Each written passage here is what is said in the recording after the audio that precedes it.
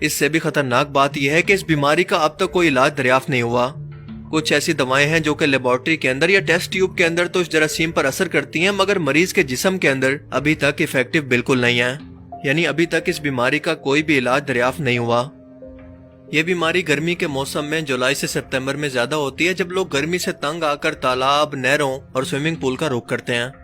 لیکن ایسا پانی پینے سے یہ جراثیم دماغ تک نہیں پہنچتا، صرف ناک کے ذریعے پہنچتا ہے، اس لیے جتنا ہو سکے وضو اور صفائی کے لیے صاف پانی کو استعمال کریں۔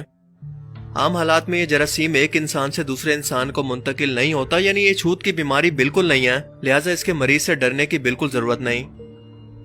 اور اب سب سے اہم سوال یہ ہے کہ اس بیماری سے آخر بچا کیسے جائے؟ دیکھیں، اس سے بچنے کا طریقہ انتہائی آسان ہے کہ ناک کے اندر جب تک تسلی نہ ہو کہ یہ پانی بالکل صاف ہے، یہ پانی ناک میں ڈالنے سے گریز کریں۔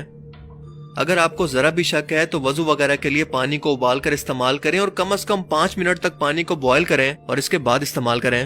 جس کے بعد یہ جراثیم بالکل ختم ہو جائیں گے، کیونکہ ہم نے اوپر جانا کہ یہ صرف 45 ڈگری سینٹی گریڈ تک کے ٹیمپریچر پر زندہ رہ سکتے ہیں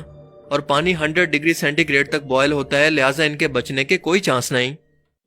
اس وقت کراچی اور پنجاب کے اندر اس بیماری کے کیس رپورٹ ہوئے ہیں اور 2008 سے مسلسل ہو رہے ہیں، لیکن اس بار اس میں کافی تیزی دیکھنے میں آ رہی ہے، لہٰذا احتیاط کریں۔ اور ویسے بھی ان تمام بیماریوں کا تعلق گندگی اور بے احتیاطی سے ہے، اور مسلمانوں کو تو ویسے بھی پاک صاف رہنے کا حکم دیا گیا ہے، بلکہ صفائی کو نصف ایمان کہا گیا ہے، یعنی آدھا ایمان ہی آپ کا یہ ہے کہ آپ اپنے آپ کو پاک صاف رکھیں۔ اور جہاں تک ایک کے بعد ایک آنے والی بیماریوں کی آفت کا سوال ہے، تو ان سے تو ہمارا ایمان مضبوط ہونا چاہیے کہ اللہ کے رسول صلی اللہ علیہ وآلہ وسلم نے فرمایا تھا کہ آخری زمانوں کے اندر ایسی وبائیں پھوٹیں گی اور طرح طرح کی بیماریاں جنم لیں گی جن کا تمہارے آبا و اجداد نے نہ کبھی سنا ہو اور نہ کبھی دیکھا ہو۔